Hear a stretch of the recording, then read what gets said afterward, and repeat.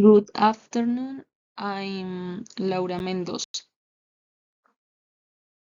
She is my mother. Your name is Constanza Mora. She is 57 years old.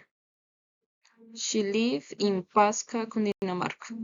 She was born on 26 May 1968 in Bogota.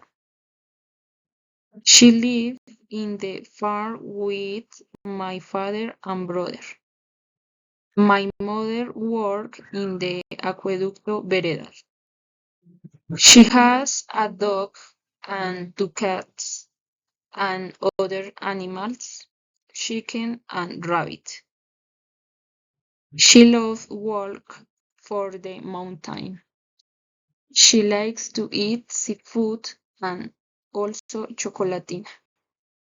My mother likes watch movie. She likes to music in the morning. Thank you.